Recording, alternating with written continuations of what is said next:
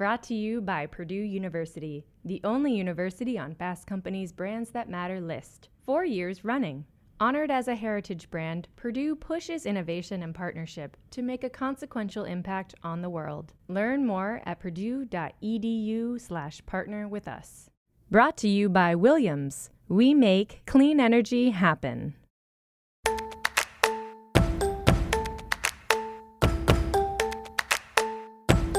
I'm Yasmin Gagne. I'm Josh Christensen. And this is Most Innovative Companies. On today's episode, Fast Company senior writer Liz Segran, Target and many other retailers, the back-to-school season in the fall and the Halloween period, it's possible that if the tariffs continue, we're just not going to have many products on the shelves at that point. YouTube Shorts Senior Director of Product Management, Todd Sherman. We really wanted to get into short-form video because it felt really aligned with YouTube's core mission. And, as always, keeping tabs. Wait, you didn't read Ron DeSantis' children's book? But first, here's the download, the news you need to know this week in the world of business and innovation.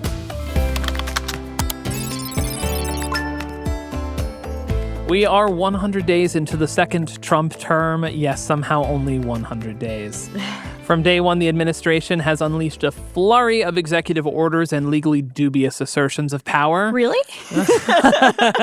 Yeah, I know. This is our recapping on previous episodes thing. Like, we know this, but just a reminder.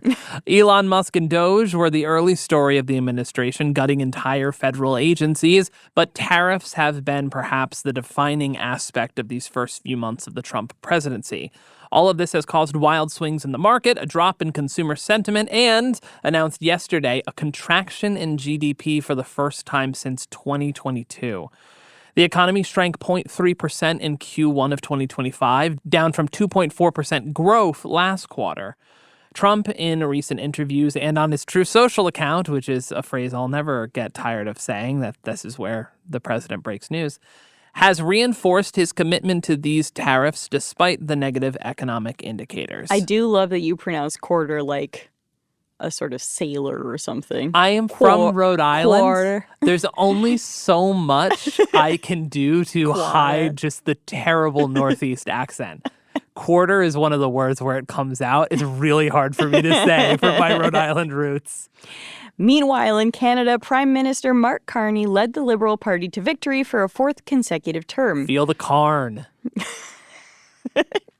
That's gonna catch on. That'll catch on, I know. But Liberals will still need the support of a smaller party to govern as they fell 3 seats short of a majority in Parliament. You know what? I'm not going to figure out how this works. Come on, Bloc Québécois. The election was widely seen as a rebuke of Trump's tariffs and threats of annexation, with Carney saying in his victory speech, "America wants our land, our resources, our water, our country."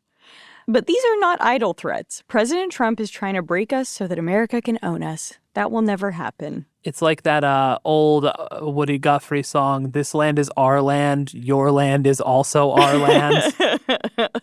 I'm pretty sure that got rewritten along with the Gulf of Mexico to Gulf of America. Let's move to Amazon. Amazon is in hot water with the Trump White House after Punchbowl News reported that the e-commerce giant was considering reflecting the added tariff costs on some of their items. They reported that soon Amazon will, quote, display how much an item's cost is derived from tariffs right next to the product's total listed price. An outraged President Trump called Amazon founder Jeff Bezos Tuesday to complain, later saying that, quote, he, meaning Bezos, solved the problem very quickly. Good guy. Amazon said that the decision was never a consideration for the retailer, though the idea of listing tariff charges on Haul, its spin-off website, had been considered. This is a little bit of a... Bezos got so domed. Yeah. There's a lot of denials and, caveats, so we should say, Bezos, as I said, did deny that this was a consideration on the website, but the Punchbowl News stood by the reporting. And I also think, honestly, displaying the tariffs is a way to kind of keep consumer goodwill, because people would be like, prices have gone up on Amazon.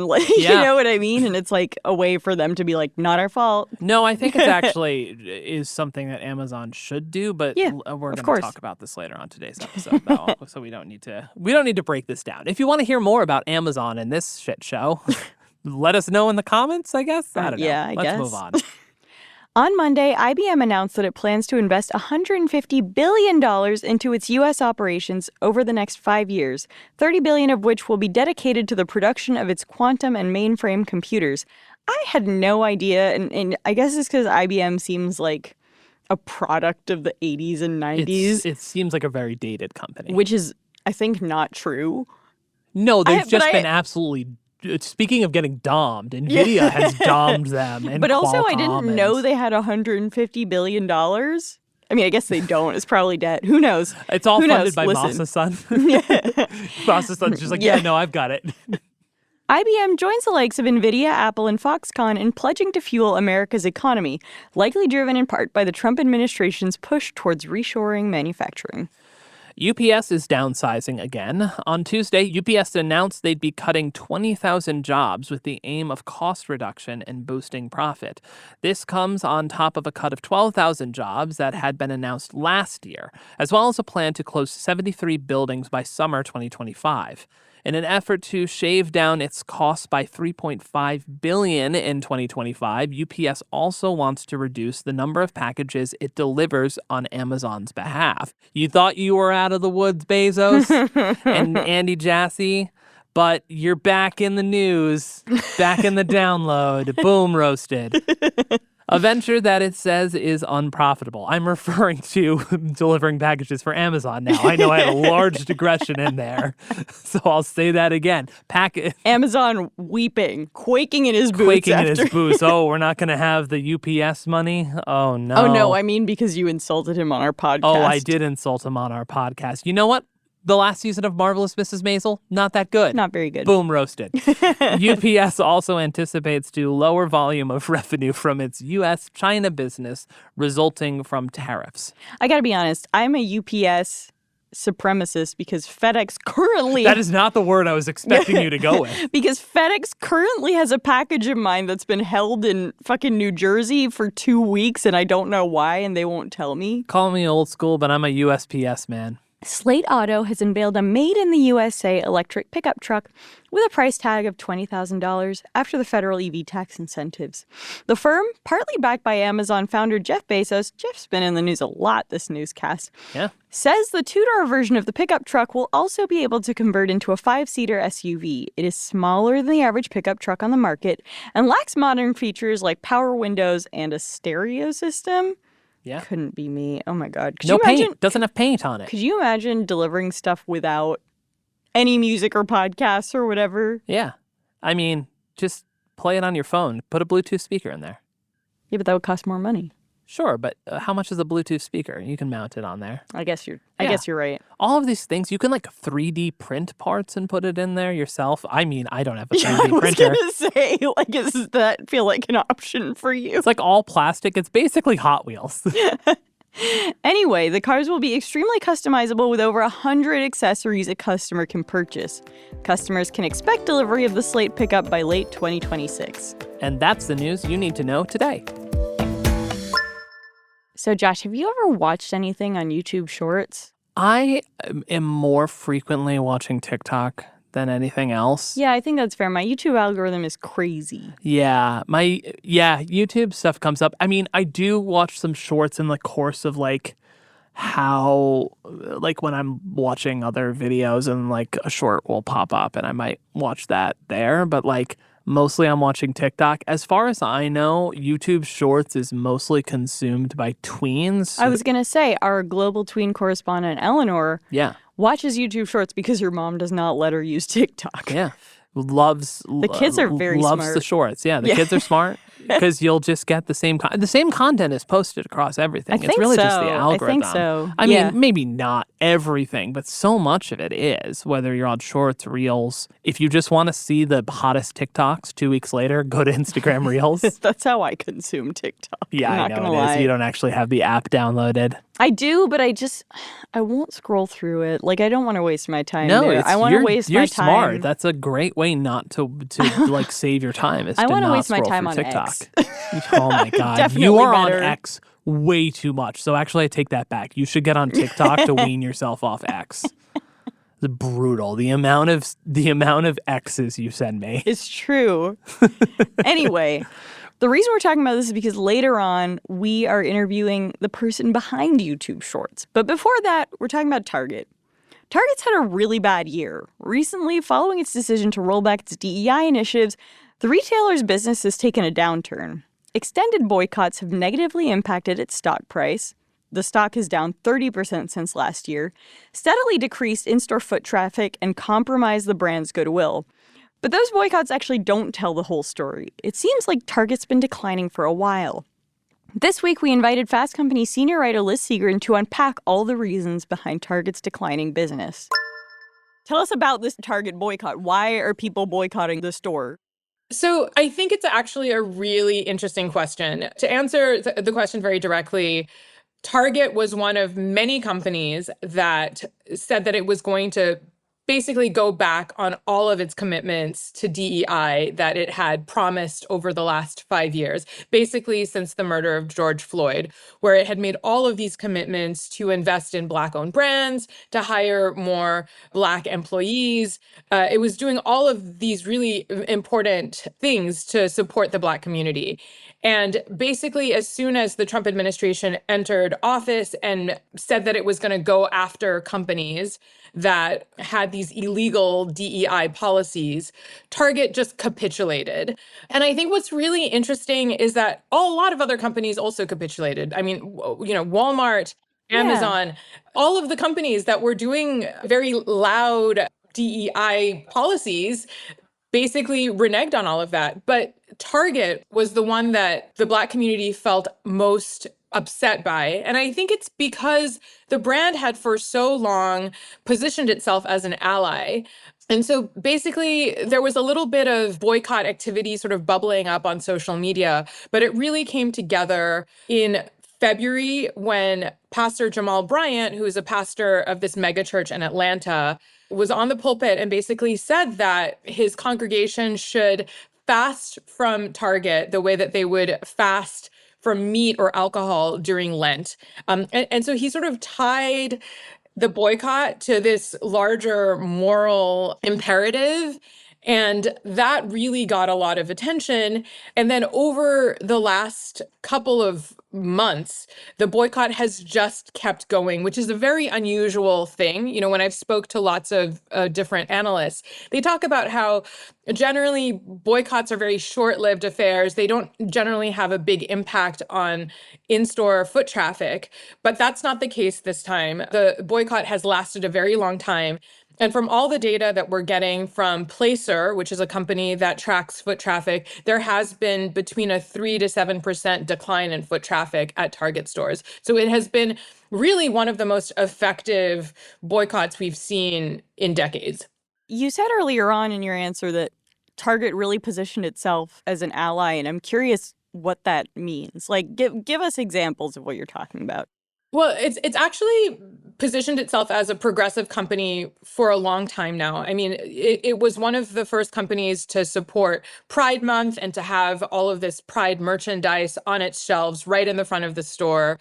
That's been going on for 5 or 6 years now. And then it would celebrate Black History Month, for instance, and produce collections of products that were curated from Black-owned brands. This has been going on for a long time. But then what happened was during, the Black Lives Matter movement, Target took a very vocal position on supporting the Black Lives Matter movement. And this was partly because the murder of George Floyd happened in Target's backyard. I mean, it happened 10 minutes away from Target's headquarters.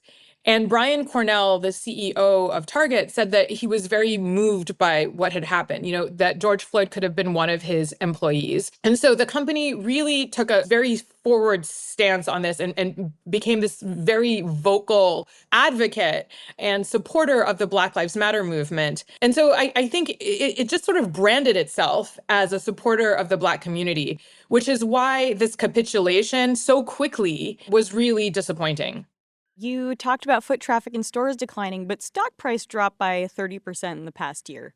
And that can't just be due to DEI rollbacks. Tell us why. I think that the larger story here is that Target is actually a company that has been on the decline for quite a while. If you go back to the pandemic, Target actually had 2 years of just explosive growth. Like many other retailers during that period, Target saw a huge boost in sales because consumers were stuck at home. They had a lot of time to shop and they had all of this stimulus money. A lot of it was going to Target, which was selling all the stuff that people wanted during the pandemic, including garden furniture, cooking stuff, home goods. But what happened in the aftermath of the pandemic is that Target was really unprepared for the decline in consumer spending. So right after the pandemic, it was stuck with all of this inventory that it had loaded up on because it assumed that this spending was going to continue. And also, let's remember that there were all of these global supply chain problems. There were these port strikes. And so Target had spent a lot of money in order to make sure that these goods would be on the shelves. And then all of a sudden, in about 2022, consumers' spending habits totally shifted and was stuck with all of this inventory. And what we see is that in 2022 and 2023, Target responds to these losses by pulling back on its staffing. So suddenly you go into the store and there's significantly fewer staff members there to help you. There was this period where you would go into the store and there were these enormous lines at checkout. The shelves were completely, messy. You couldn't find anything. The in-store shopping experience had really declined. And so that was kind of what had been happening for the past 2 years. And then also, I think the other part of the story here is that Target has always separated itself from the other big players in the space like Costco and Walmart by providing this sort of more elevated, high design kind of experience, right? So we're talking about all of these brand collaborations that it has done for the past 25 years. Its stores were full of these products that were a little bit nicer than what you would get elsewhere, with prices that were not that expensive, but perhaps a little bit more expensive than what you would get at Walmart. And I think over the last year, when consumers have felt budget crunched and have felt inflationary pressure, this whole model of going to the store and finding things that are a little bit more expensive than what you could get at Walmart, it's not a very appealing proposition to consumers today. When you look at that 30% stock drop, how much did it drop when tariffs were announced? Because I think we saw drops across every big box retailer, right, when that happened. Yeah, so I think what we're seeing here is just the foundations of Target were already pretty shaky. Then you add on the boycott. And then now we're talking about these 145% tariffs on China. So yes, the stock price of Target dropped further, but we're talking about a stock price that was already sort of in the toilet. But this is another big blow, right? Because if you think about all of this stuff that you find in the Target store, all of these beautifully designed products that are all made in China, and the store is basically relying a lot on being able to order these products from China. And so over the next month, Apollo, the global financial company, thinks that by mid to late May, we're going to see empty shelves at Target and many other retailers. The back to school season in the fall and the Halloween period, it's possible that if the tariffs continue, we're just not going to have many products on the shelves at that point. Let's talk about the turnaround plan. So, first of all, how does the company plan on recovering from the boycott? And secondly, how do you think it can address some of the other sort of business issues you raised? Well, I think it's been really interesting that Target has been fairly silent throughout this entire boycott period. I mean, I don't know that it's that interesting. I feel like every big box company has pointedly not issued statements about this. That's true, but I do feel like other big companies have made an effort to at least sort of reach out to various communities, sort of provide justifications, things like that. Target has remained pretty mum throughout this whole period. Whenever there were articles in the newspapers about the boycotts, there would be no comment at all from Target. And so Target is now beginning to play catch up. So right before Easter, the CEO, Brian Cornell, sat down with the leaders of this boycott movement, Pastor Jamal Bryant, as well as Reverend Al Sharpton. And they sat down to talk about what can be done to basically stop these boycotts from continuing. And the leaders of the movement basically laid out 4 demands. The first one was that They wanted Target to renew its commitment to investing $2 billion in Black-owned brands by July 31st. They wanted Target to restore all of its internal DEI efforts. It wanted Target to deposit $250 million into Black-owned brands. So basically like ensuring that its store was still stocked with Black-owned brand products. And also to establish partnerships with HBCUs. And at that meeting, Brian Cornell was only willing to say yes to the first thing, which was to invest this $2 million, which it had promised previously into Black-owned brands. 2 million? 2 billion. 2 billion. Oh, I was going to say 2 million. Nothing, yeah. It's nothing. Yeah, so it wasn't a very successful meeting ultimately, because the next day, Bryant went to church and basically told everybody that the Target boycott was going to continue. What I would say is that Target is beginning to sort of try and address the boycott like months into it. And so that's one aspect of what it's trying to do. It's trying to sort of figure out what it can do to show its commitment to the Black community. But more broadly, I think that it is now shifting a little bit away from its approach of being, Target, right? This idea of creating a sort of more elevated experience than what you can get at Walmart. Instead, it is really pushing out more budget lines. It's trying to position itself as a place where you get really good value for money. You can get really good, cheap products. It's sort of like rebranding itself as a place where you can get good deals. What's an example of that rebrand? Is it their ad campaigns? Is it a different product assortment? What does that look like? Historically, Target has created these beautiful like homeware lines and food brands, right? Like Good and Gather, which is sort of like, packaging the apples in a way that makes you feel like they're all like organic and from a farm and things like that. That's still happening, but now they're launching these very like low budget brands. It recently launched a brand called Dealworthy, which has very basic packaging. It doesn't have a lot of beautiful imagery on it like its other brands. It's just a bare essentials brand. And it sells 400 products in this line that are just very affordable, everyday products, from cotton swabs to lip glosses and electronics and things like that. And so I think it's really trying to position itself as a competitor to other brands that are selling products very inexpensively, including things like Dollar General and like Walmart.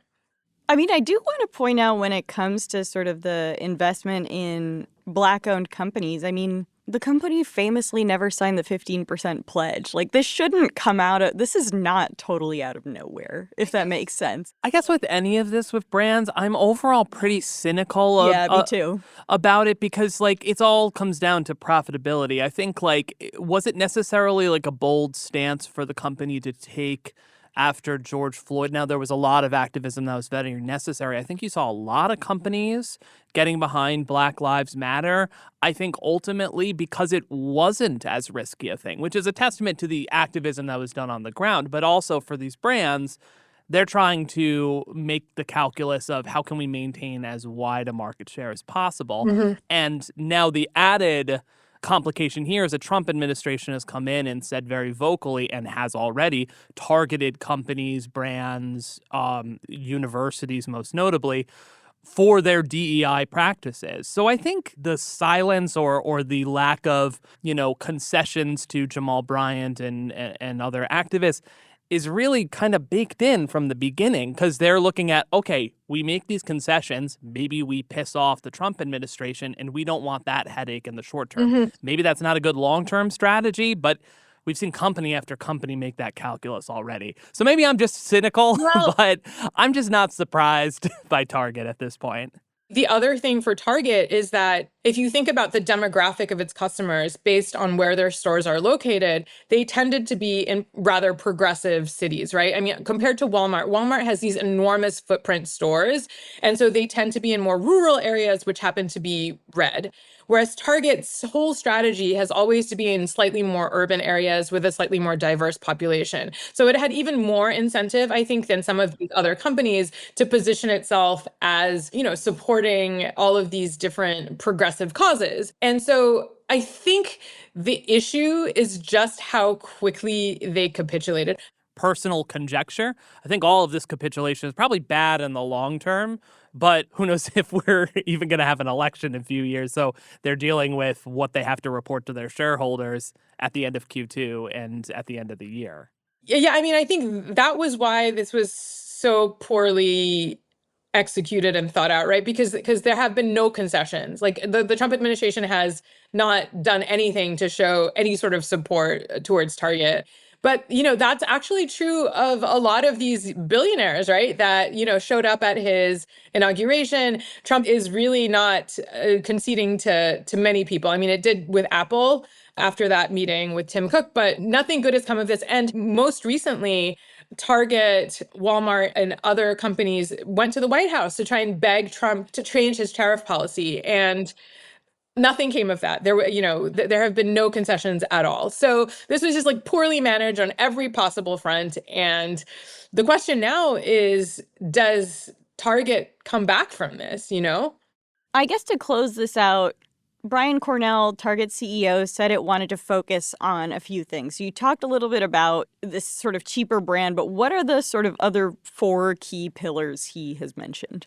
I think Brian Cornell is in a pretty tough situation because on the one hand, consumers are feeling extremely budget crunched, as we've said. But on the other hand, Target has historically done well by being a place where people come in for newness, right? And come in for all kinds of brand partnerships. So I think what he's really trying to do is he's trying to balance these two aspects of the economic situation. So I think one thing that he's trying to do is that he is trying to sort of lean into this idea of continuing to have these partnerships with other cool brands. It has had a long-standing partnership with Champion, the activewear line, which has done well for them, but it's bringing in other brand partnerships, including one with Warby Parker, for instance. The beauty category has historically been a good one for Target to bring into the store because the beauty industry has been growing explosively. It's unclear whether that is going to continue during this era of tariffs, given that so many beauty products are made in China. But Brian Cornell is continuing to support sort of bringing in beauty brands. It has this partnership with Ulta Beauty for stores within stores at Target. And in general, I think that it's just trying to make sure that customers are just coming back into stores because it's full of these beautiful, well-designed, and affordable products. But I really am questioning whether that's going to work, right? Because over the last couple of years, consumers really seem to be interested in just spending money on the essentials, right? Their capacity to spend money on these non-discretionary product categories has been going down. And so I don't know whether investing more into these products that are sort of like nice to have products is going to be a winning strategy for Target. All right, well, this was great. We'll be back with Liz Segran for keeping tabs. But first, a quick break followed by my interview with YouTube Shorts Director of Product Management, Todd Sherman. As affordable, reliable energy demand increases at historic rates, one company is uniquely positioned to accelerate America forward: Williams. We have 117 years of know-how in powering progress, and we're ready to power the next 100 years of innovation. Learn how our natural gas infrastructure is critical to the future of AI at williams.com.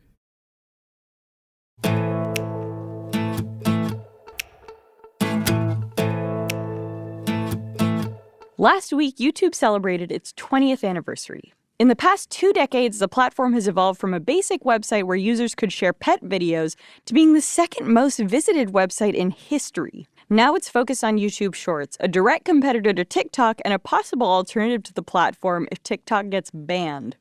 We sat down with Todd Sherman, who leads Shorts' product development. So, Todd, we're going to get into Shorts in about 2 seconds, but I do have to ask, how does somebody who worked at Lockheed Martin end up at YouTube? Quite a different world. I used to work in like simulation training for fighters. So Oh my God. yeah, we used to build tank simulators. I know how to drive a tank still. Yeah, and like for maintainers that work on like the Joint Strike Fighter, they always have to make sure like there's stealth readiness lots of interesting things, laser tag for the Army.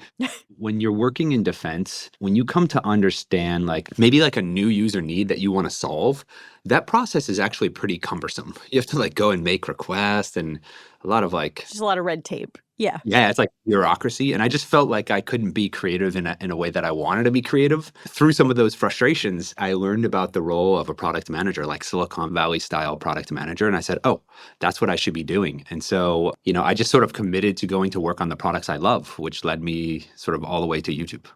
So it's been 5 years since the debut of YouTube Shorts in India. What prompted the introduction of the product, and also why India first? Yeah, when I first joined YouTube, gosh, I guess it's over 7 years ago now. Quick recap of where things were at. Like Vine had died. Rest in peace. R.I.P. Yeah. Yeah, I was at Twitter when we had Vine, and I recognized it as sort of the beginning of something new. And even though Vine didn't continue forward, other apps kind of took its place a little bit. None quite had the vibe of Vine, but, musically was really fun. Dub Smash, others. And so I saw that short form video was kind of maturing. Maybe it wasn't mainstream yet, but when I joined YouTube, I actually joined from Snapchat to work on a stories-like product where creators could kind of update their fans with like casual status updates behind the scenes, like maybe even telling people about their latest video. And as we were building that product initially, we started getting some traction, but ultimately decided that it wasn't a strong enough fit to really warrant continuing to invest in it. While at the same time, we really wanted to get into short form video because it felt really aligned with YouTube's core mission. The core mission, sometimes people kind of like brush off these corporate mission statements, but this is one that I actually really love. Give everybody a voice and show them the world. And so short form video felt like it was very, very well aligned with that mission. And internally, we sort of asked ourselves like, hey, should we go take this on? And we sort of made the case and then pivoted that team, eventually turning down YouTube stories and then focusing on short form video because we felt like it was going to give a whole new generation of creators a voice. And it was also a really fun and easy way to watch video at times, maybe that were in between those moments throughout the day. And that's ultimately what led us launching. We picked India. I think we felt like India was like a really important proving ground. Like there's a long tail of Android devices there. Some of them are lower end. There's a massive group of creative people and it's a really big population. And we sort of wanted to plant a stake in that market to sort of kick things off with shorts. I noticed you haven't mentioned maybe the elephant in the room, which is that around 5 years ago, as YouTube Shorts was launched, something called TikTok kind of took off in America. And I'm curious how you thought about that as you were developing Shorts. A lot of people started paying attention to short form video when TikTok started to get scale. Mm-hmm. I had been paying attention to it since Vine and sort of pushing for us to make progress there, even before TikTok was a mainstream name. So, I think the interesting thing when you kind of take inventory of how short form video evolved, at first it was just like squarish videos with no algorithm and a really basic camera where you just held your finger on the screen to record segments. Then what's interesting is that Dub Smash and Musically, they really embraced kind of like the remix of the sound. Musically, interestingly, they added the audio pivot page where you could see all the other videos that were using that sound, but there still really wasn't great algorithms. And I think what ByteDance did with Douyin in China is they came up at a time really embracing a lot of the design patterns. It looked very similar, but they came up at a time when they were applying machine learning algorithms to short form video in a way that none of the other ones had been. I think the most impressive thing about the rise of TikTok is really their algorithm and how effective they are at finding you videos that you want to watch, but also supporting creator growth. There's like always two sides to the algorithm. It's like how easy is it to get started and get inspired, but then also how good is it at serving viewer needs? And so that's something that I think continues to be a really bright spot for them, and something that is a huge commitment for us is improving the algorithm over time. Does it have, and maybe this is a stupid question, but does it have the same algorithm as longer YouTube videos? Does it operate on a different one? How do you think about that? Yeah, there's sort of like internally, we talk a lot about sort of like principles, like what are our guiding principles? Yeah. Of course, we want to deliver videos to viewers that they enjoy, right? And so that's like a nice guiding principle. But when you get into the technical details of it all, there's many things that I think beyond the we want to find you videos you like, there's many things that are different in short form because you watch so many more of them. And so, for example, like the amount of diversity across hundreds of videos, you approach that differently, like across different topics or creators. You approach that differently than if you're serving people 10 or 15 videos a day that are longer form, right? Or how proactively you try and introduce people to new things And in short form, you could introduce people to those things more easily because the cost of being wrong is kind of a lot lower. And so I think because it's a feed that people are swiping through and because the videos are shorter, that opens up lots of new sort of areas of investment, and it's easier to explore new videos. So if a new creator is starting out, we can say to ourselves, well, we think this video is about this, and we'll put it in front of this audience to try and figure out if they enjoy it. We think they should, and if they do, then we'll show it to more people. That's a lot easier in a feed with many more videos that are shorter. And so it's really that fundamental difference is that you're in a feed, people are actively swiping, and then all these opportunities and new areas open up. Obviously, you got into this a little bit and how Shorts fits into the YouTube's larger ecosystem. But I'm curious how much you see click through from Shorts to longer form videos. I know creators usually have longer form content on YouTube traditional. They're also doing Shorts. Are those pretty siloed in your experience? Are people basically, if I'm going to watch Shorts, I'm going to watch Shorts. And then if I want to choose to watch longer videos, I'm going to choose to watch longer videos. How much are people like discovering creators or enjoying creators in short form content and going directly from that short form content to like their creator page and watching longer form content? I'm not sure how much you follow that journey in your data or not. Yeah, so that journey that you illustrate is one way that it can happen, where people are literally watching short form, decide to go and click on or tap on the channel page and then go watch long form. That's one way that that happens. Another way that it happens is a little bit nerdy, but we try and understand these videos through technology, right? And so we try and have a shared ability to know how these videos are related, even if one is short or one is long. And so we feed these into what we call an embedding space. And it's like a higher dimensional sort of video understanding capability. And so that means a short video can actually sit. It's easier to think about this in 3 dimensions because we live in 3 dimensions, but it could sit in this spot that actually it shares that space with longer videos. And so just because of that, we can sort of say to ourselves like, oh, here's all the videos that you enjoy about training dogs, and maybe they're short videos. And because we have that understanding, we can then start to recommend longer videos related to that. Now, I think it's important to mention that in that space, I like dance videos that are short. I might not actually like longer dance videos, right? just a full ballet is much different than Charlie D'Amelio. Yeah, like, I mean, for a dance video, it's like fun, it's entertaining in the moment, but longer ones tend to be more about choreography. And I have zero hopes of ever dancing in any respectable way. And so even though they may be within that embedding space together, from a personalized point of view, I only like one and not the other. Where for training dogs or science videos, I may like both. And so it's personalized. And so we try and use technology to figure out if your long form can inform your short form, and then the other way also. Last year, Shorts moved from being 1 minute long to 3 minutes long, which was actually great for me because my most boomer take is that TikTok videos are too short. See, I'm the opposite way. I miss Vine so much. 6 seconds or less. You really have to be pithy. But tell me about what was behind that decisions, what conversations were with creators were like. Talk about that. Throughout our conversation, you would find a common theme. Like we're always sort of listening to creators, right? You know, maybe you can relate to this, is that sometimes when people are telling a story, it just feels like they're hitting against this wall and they really just want to tell their story. You know, I would go to creator events and it's nice to hear what's working, but really what I want to hear from creators is like, what is your wish list? Like, what are the things you would improve? And especially amongst people that have this narrative style storytelling where they're like scripting and there's like a dialogue, they're hitting this wall and they're just like, can I just get a little breathing room? Can I get 90 seconds? Can I get 120 seconds? Other people want it a bit longer. And so it basically led us to say, we think that we can just expand this while still preserving the shorter side of videos, where those videos are often a bit more casually made, a bit more fun and punchy. They're more like a scene, where around a minute, like 45 seconds onward, it tends to be more narrative and storytelling style where you have like beginning, middle, and end. And we want all those stories to be told on YouTube. And so that's why we expanded it. It's also easier to watch a full movie 3 minutes at a time versus 1 minute at a time. That doesn't really happen on YouTube Shorts for me, but on TikTok, I don't know why. Yeah, remember all of Mean Girls. All of Mean Girls was on there. Insane. I watched all of Draft Day starring Kevin Costner. Not a good movie.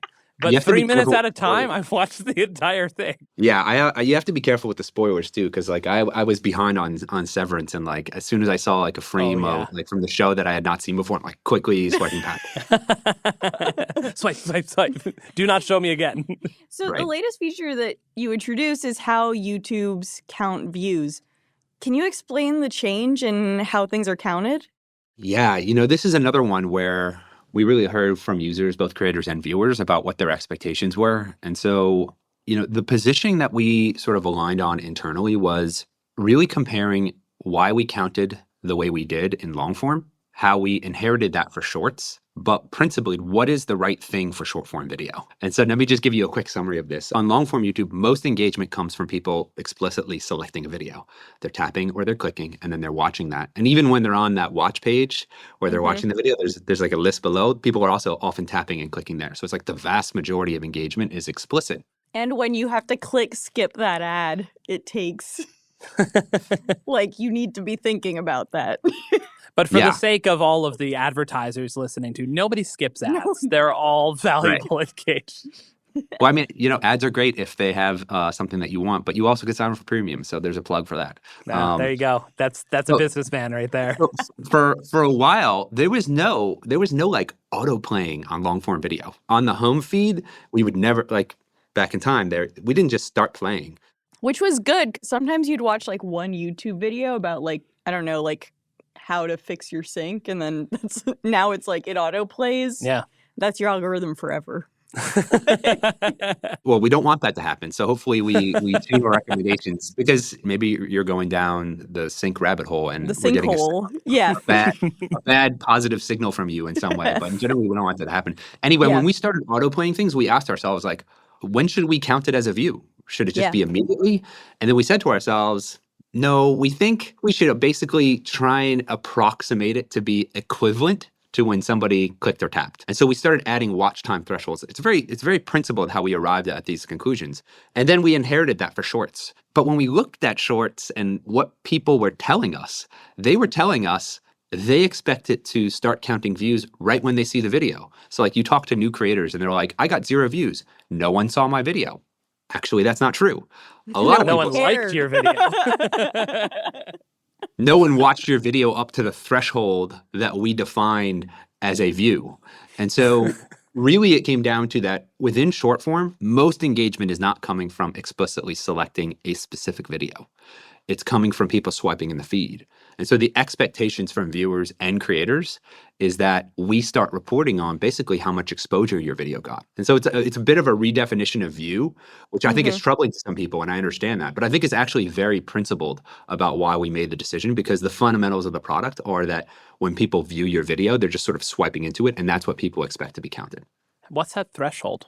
We've never been public with the threshold. Oh, okay. I knew it. You want to There's break some actually news? There's actually very good reasons for this. Is because like we launch new surfaces, Sure. we sometimes tweak that threshold, and so we And sort I'm of guessing you reserve don't that. want people cutting all of their shorts as like Mr. You don't want Beast people style. Oh, gaming yeah, like engagement farming, Yeah. that sort of nonsense. Yeah, exactly. On the threshold for long form, we really try and have it represent the sort of like intent to watch the video, Right. because we're trying to approximate the intent of selecting. Oh, interesting. That makes sense. I'm just going to start listing some numbers, though, and just tell me if I'm getting close. No, I'm kidding. I'm kidding. So, what are conversations like with creators? What do you find is their biggest pain points with shorts? And also, we have a global tween correspondent who's our editor's kid, who our tween correspondent, Eleanor, comes on the show a lot. It's an and honorary title. It's an honorary title. And she told me that her and her friends all watch YouTube shorts because their parents don't let them go on TikTok. So I want to hear about demographics, and then I want to hear about what conversations are like with creators. Do they post on both platforms? What that looks like. The scale of shorts is now that we sort of have to segment creators to kind of talk about them, Gotcha. right? So you think about like long form creators, they're effectively production studios with teams of people. Mhm. And when you think about how they like to use shorts, they love it as either kind of a creative outlet to try something new. They use it as a testing ground to test new ideas. And if something pops off there, then maybe they'll go and invest 80 hours making a longer video. Sometimes they use it as kind of top of funnel for their channel to get lots of exposure, something really punchy that delivers on the core value prop of what their channel is about, and they can get exposure because you can get a lot of exposure in short form. And so long form creators that are doing short form certainly have certain point of view of what it's good for. If you go all the way to the other end of the spectrum, you have people that are sort of like, I don't even know if they would call themselves creators. If you stop them in the street, be like, are you a creator? They might say like, no, I work at, and like they would just tell you what their job is. But they're like having fun. You know, like maybe they have like a derpy cat that is always doing something silly, and they just want to put that on. And like, I like those videos. And so I think that there's just such a wide range of people that are native to short form video and doing it because it's fun and maybe it's like a hobby and it's like very casual, all the way up to people kind of in the middle that are quite serious about shorts. They're shorts first and they're short form focused, all the way to long form creators leveraging it in order to make progress towards their goals of growing their business. So there's just such a wide range, and they each have different problems. You know, we often hear from long form creators because it's really still the core of YouTube about how they want to see improvements to shorts, but we're always sort of acknowledging that that represents one area of the user needs that we're focused on. And when you hear about those things, it's often things like, I want to figure out how to have success in shorts better convert into engagement on long form, or I want to figure out how to use shorts more for community engagement, things like that. Are the same people watching shorts the same people who are watching long-form content, or have you seen big kind of age or demographic differences or geographic differences?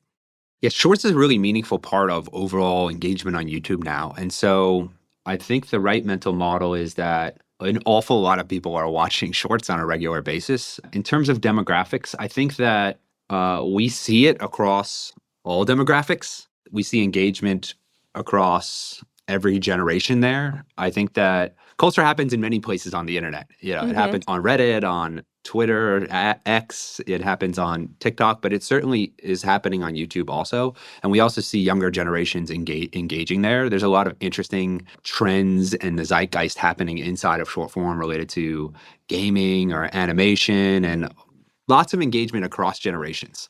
Last question. Favorite people to follow on YouTube Shorts? Is there a cat you love? Yeah, there are cats I love. In fact, I started wearing these black shirts, but I have two fluffy white cats, and it's just like the worst mix. My cat sheds a lot. I'm in the same boat. I really like Nile Red. Nile spelled like the river. He's this chemist, and we actually watch a lot of his shorts on Living Room because he does these like little science he has longer videos where he has science experiments. We recently watched one where he like tried to make coffee end to end by buying the beans and going through everything.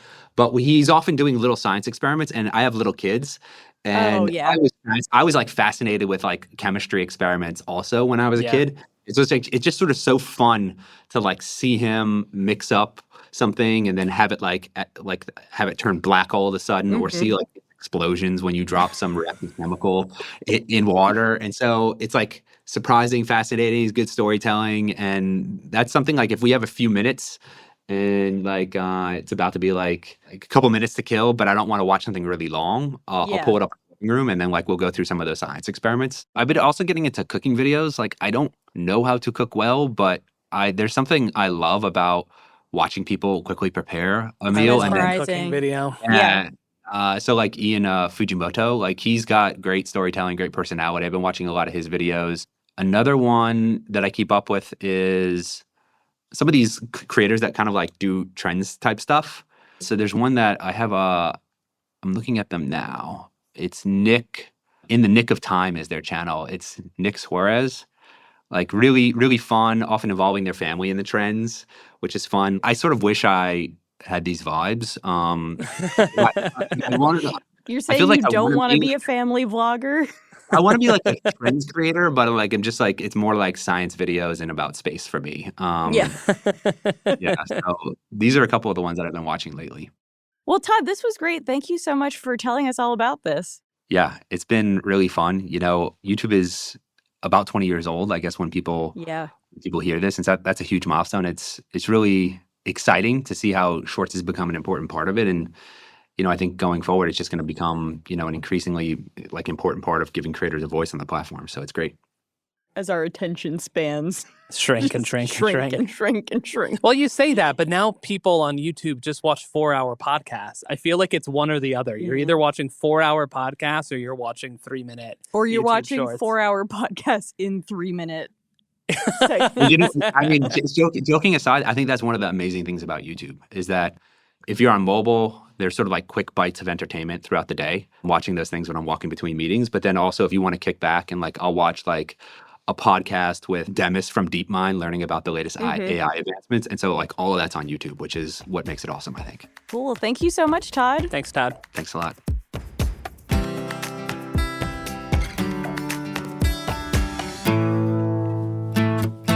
Okay, we are back with Liz, and it's time to wrap up the show with Keeping Tabs. This is where each of us shares a story, trend, or piece of pop culture we're following right now. And Liz, since you're our guest, what are you keeping tabs on? Okay, so for anybody who knows me, you'll know that I'm a picture book junkie. So I have 2 young kids. I loved reading picture books as a child. And I think what was really interesting was that during the last Trump presidency, we saw this kind of explosion in diverse books. Like there was just like everywhere you went, like in any bookstore, all of the books were about diversity and gay rights and all of these amazing progressive values, which immediately led to, of course, like the book banning, which we saw. Wait, you didn't read Ron DeSantis's children's book? Was it good? I hate you and other stories. Or what was, didn't Kash Patel write a children's book too? I feel like he did, but I don't know. I was there. He was doing it, but yeah, totally. And so, no, I did not get to Ron DeSantis's, but maybe I should, you know? But yeah, I'm really curious about what happens this time around, right? With all of this pressure from the Trump administration on DEI, like, are we going to see another round of even more vociferously progressive kids' books that are going to pop up? Or are we going to have sort of a reaction to that? Are we just going to see like a bunch of like fantasy books that are about nothing to do with the world that we live in now? I'm really curious to see like how this plays out this time around. Yeah, that was also a big thing in the theater community. There were a lot of really like cringy anti-Trump things, and to an extent, all like the plays about the pandemic. oh my gosh, yeah. Listen, I love theater. I love art. I think there can be some very meaningful protest art that happens. Most of it, though, is not. Most of it, I'm just like, okay, if you actually wanted to make a difference, you would be investing your money in something different than your off-Broadway one-person show. I mean, with the kids' books, it was getting so extreme that like basically there were all of these books about diverse foods as a metaphor for culture. And so literally like you would go to a kid's bookstore and it was like bows and it was like Ethiopian food. And it was just like, It's so embarrassing. and then there were like so many books about, you know, how everybody is welcome in the classroom. And there were a couple of these books that were like really, really good. But then all of the other ones were like, you know, we get the message. Like, you know, Yeah. it's like, no, I'm welcome and you're welcome too. And he's welcome. And you know, I am curious what it looks like. Like, that seems like a very Cambridge, Massachusetts phenomenon to be like, we have some children's books about Ethiopian food. Yeah. I'm curious if you like walked into a bookstore in like Scranton, Pennsylvania, whether you'd see that same kind of shelf selection. I think the book banning was really a reaction to that in a way, because like for a while, it was just the only books that were getting published or that could get published were books by diverse authors about diverse topics. Yeah. And so they're just like, really, if you just wanted a book about like a bunny that like goes to the zoo and deals with its anxiety or something like that, like there were just no books about stuff like that. And so there was this kind of like pretty extreme reaction. I think it was ultimately a good thing because like for a long time, the kids' book world has been very homogenous and like all of the characters were white. They weren't dealing with these topics. Let's be real though. Hungry Caterpillar can't be beaten. Yes, that's it. Yeah, that's you think true. You're gonna do but better than that shit? I am concerned about the communist undertones of that book. That's true. Hungry Caterpillar is white, and we need to talk about it. I'm really curious to see what happens. Like, we're at a really interesting time. We might see a backlash. I was actually talking to somebody recently who said that they're just like writing stories about just like fictitious, like, you know, non-human characters. So, and then talking about all kinds of interesting topics that way. So maybe the pendulum will swing back and we'll just have only Hungry Caterpillar stories for you, Yaz. Josh, what are you keeping tabs on? So I know you are both huge NFL fans, so I'm sure you were following the draft over the I thought you were weekend. going to bring up Shedder, what's his face? I am bringing up Shedeur Sanders. Not specifically. So for anyone who doesn't follow football, Deion Sanders, famous football player, son Shedeur Sanders was coming out in the draft. Coach Prime. And Baby Prime. And Colorado's college coach and then quarterback. Shedeur for a while was projected to go in the first round. That kind of ended up being people were like, no, he's really more of a second round person. He dropped all the way to the fifth round. So this was a whole big story over the weekend, but that's not what I want to talk about. I want to talk about the prank call that was made to him by the son of the Atlanta Falcons defensive coordinator pretending to be a GM drafting Shedeur Sanders, which is so mean. But I have to respect it. But really funny at the same time. Although, like, the troubling thing is, like, you know, data privacy of some of these draft quarterbacks and just, like, apparently the 21... Also, this was a 21-year-old son that did that, which if it was a 16-year-old, 15-year-old... Yeah, it's true. I would have been like, oh, that's hysterical. The fact that it was a 21-year-old kid, I'm like... Oh, yeah, that's bad. If it was like a 12-year-old, I'd be like, you're my favorite child. Oh, yeah, that'd be hysterical because I don't expect more from them, like Target. I would feel a little bit bad for Shedeur, but he's still going to be an NFL player. He's still extremely rich, and he seems like a cool guy. So I think he'll be fine. I didn't really care. And this was kind of funny. I didn't really care about this. My husband gave me a very long speech about it. Oh, I'm sure. And he said that Shedeur was bad in the interviews. Yeah, this was a whole thing. I didn't realize they interviewed people for... Yeah, they do. They do interviews, and people were, like, miffed by how he came off in the interviews, apparently, with GM. So it felt a little bit like this is the kind of shitty thing, because ultimately these are a bunch of, like, 21-year-old kids who have been, you know... They're like, he was cocky, had an ego. I'm like, yeah. He was the most popular, coolest, most celebrated person for his football skill ever. All of these guys have some of that. And his dad is Coach Prime. And his dad's what did Deion you expect? Sanders. So, like, him falling to, like, the second round, maybe the third round would have been like, okay, whatever, that's a talent evaluation. Him falling to the fifth round was kind of a fuck you from other GMs. But Jack Solbrick... The 21-year-old who prank called Shedeur. That's his name? Jack Solbrick, yeah. That sounds like a character on Southern That sounds Charm. fake as hell, yeah. Yeah, it totally does. It is an Atlanta Falcons defensive coordinator's son. So, yeah, put him out there with Shep and Craig and have them do whatever they do on Southern Charm. I still haven't watched. Anyways. Drink. Yeah, that's about it. Make bad decisions. Yaz, what are you keeping tabs on? This is a really embarrassing keeping tabs, but... When are they not? I know, but listen, this one might take the cake. To be clear, I was on Kendrick Lamar's side during the Drake-Kendrick feud. Okay, cool. I'm glad you've made your stance on that.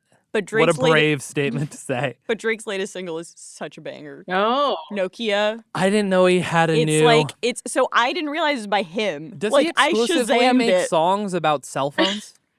Yeah, I guess. But no, but this is actually good. It's very like Stankonia inspired, and it's like it's got a lot of irony in it that was missing from his other like I Love Women bangers. Yeah. I hate to say it because I was like, this can't be Drake, and I Shazammed it, and then I was like, fuck. Like what you like. It's I was fine. Like, God damn it. It's fine. He's so good at making hits. Yeah. Like he should have just done that.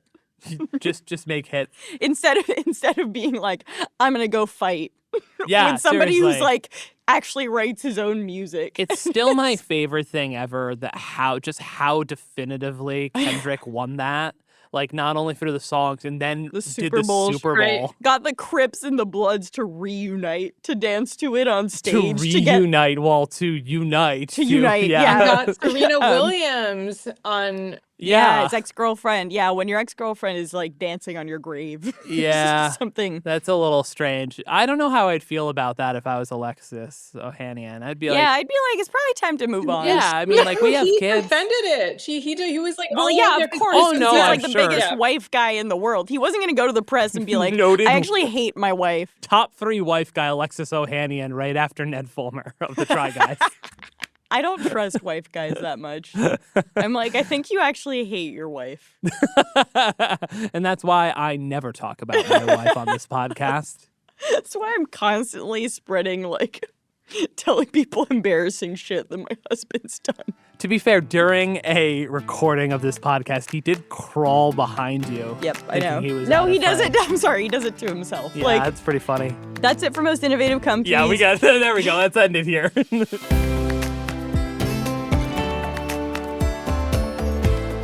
And that's it for Most Innovative Companies. Liz, thank you for joining us. Thank you for having me.